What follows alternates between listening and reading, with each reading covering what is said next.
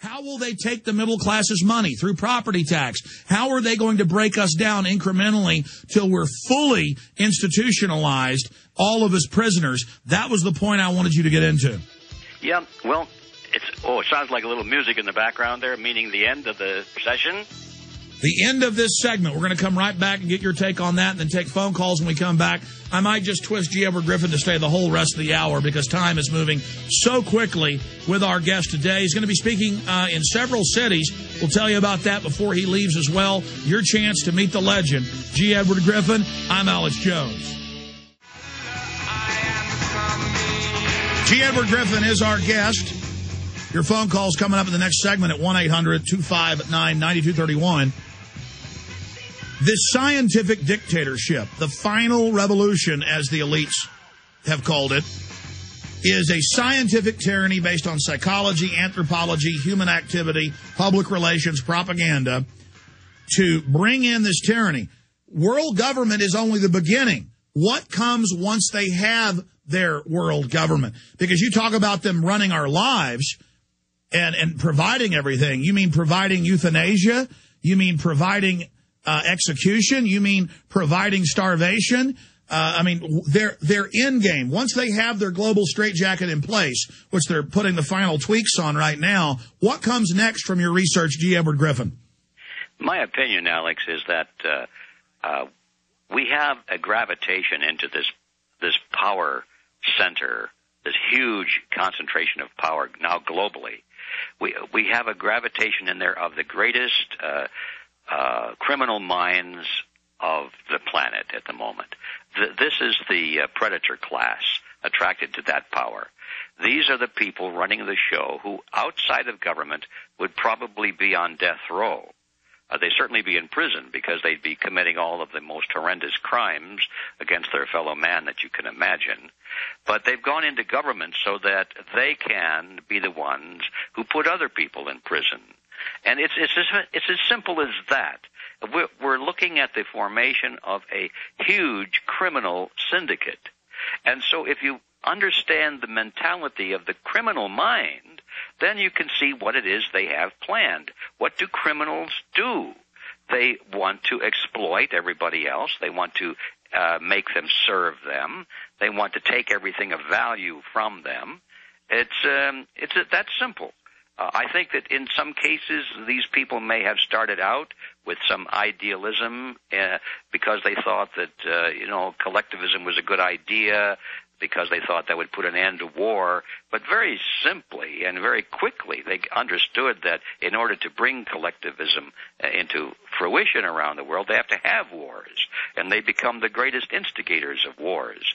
And all the injustices that they claim that they want to correct, they become the instigators of those injustices. So I think soon they become very calloused to the human condition, and it just boils down to a position of who's got the power and who will rule and who will serve.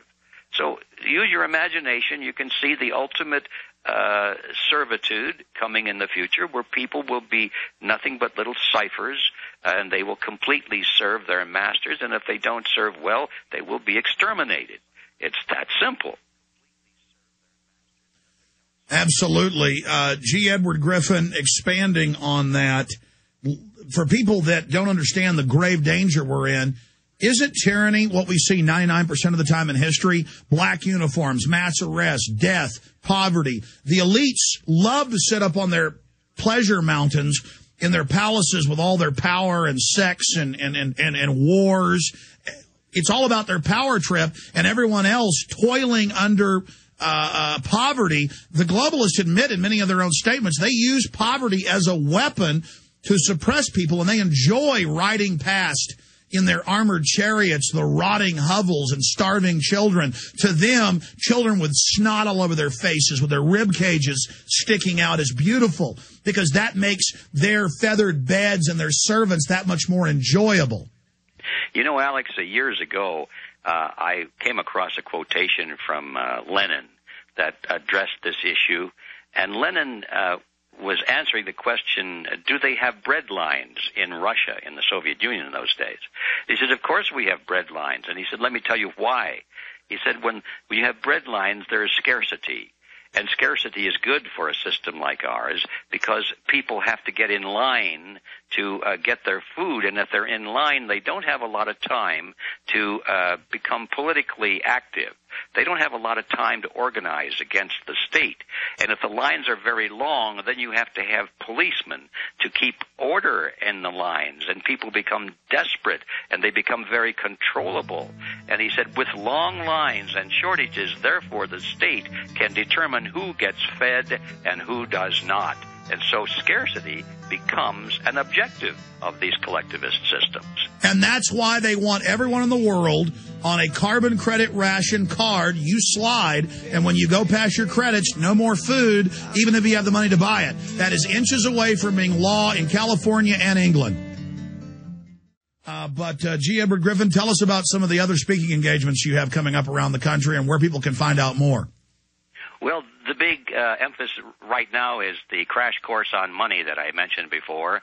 And my next one is scheduled on November 21st in New York. And then after that, December 5 in Seattle. And then December 12 in Austin. And we'll have one in Toronto and one in Chicago after that, but they're not scheduled yet. And so if anybody's interested in hearing my views for a whole day on where we're headed and what to do about it, I urge you to come to our Reality Zone site and check out the seminar page. That's realityzone.com. You go to the landing page and you'll see my picture there, and that's the doorway into the seminar information. So that's taken a lot of my time, Alex, and I'm happy to report that the two seminars we've had so far, one in Los Angeles and one in Atlanta last weekend, are highly successful. And people have told me that they had their expectations completely fulfilled, which makes me feel good about it. Oh, you're a very powerful lecturer. It's even more powerful than on the radio because you can really flow. I want to go to some calls here in the last segment we have with you, but to put a positive light on this, because I truly do believe that some positive things are happening, G. Edward Griffin, we are seeing an exponential awakening, and the globalists denying they were building this in the past, it's really handicapping them now that they're having to admit it. And I know they're not invincible, and if people will take action at the local, county, city, congressional level and really get involved, we can stop them. And our message of liberty and our message against collectivism is really spreading. And the globalists in a lot of their own publications, as I know you're aware, are really starting to complain and say that we better hurry up and finish this because the opposition is really starting to mount. Yeah, they're scared to death of the size of the opposition. They've always known there would be a lot of it, but I think the size of it is surprising to them. And, of course, the Internet and talk radio are two of the main channels by which this movement is growing, and they're really focusing hard on those two areas. They would like to close you down, and they'd like to close down the Internet as soon as possible. So our little window of opportunity is not so big, but it's still open. And I agree with you. We can still do it, but we better get busy. You know, that's an amazing admission. Jay Rockefeller in the Senate committee saying we would have been better off without the Internet, having Obama come out and say the NSA is taking over the web. We may have to shut it off to save it during emergencies. They're really setting the stage to control the Internet and shut it down and tax it and regulate it. Things are moving very quickly, and they wouldn't be getting ready to shut it off and starting to broach the subject if it wasn't hurting them. Jim in Illinois, you're on the air with G. Edward Griffin. Go ahead. Hey, guys. How's it going? Thanks for everything you do. I just had a couple comments kind of expanding on what you're talking about. Just more like I think there might be a couple things that could at least slow them down a little. And, if we could maybe audit the Fed, get that moving, if we could get any kind of 9/11 truth going. And, if there was any possible way to get our soldiers back home, I think any one of those would slow them down big time. But then one other thing, if you guys could kind of expand on, you've been fighting the system so long that, at the rate it's growing, do you think by, the next generation we'll just overwhelm them with how many people understand liberty and what really comes with that? I like the concept of the next generation. I think that by the next generation, and certainly the one after that, victory will be ours. But I don't think it'll be because of just overwhelming them with numbers. I think it'll be because that out of those who do understand the issues, that a small number of those people, 3% or less, will move and take control of the system. They will recapture control of the power centers of society and lead the rest of the people. I don't think it's going to be just the sheer force of numbers, although that is necessary in order to provide the moral support. Sure. I mean, G. Edward, the biggest issue is exposure. If we, person by person, expose the global architecture so people know what they're seeing, understand what they're dealing with, this thing will implode. Thank you, Jim.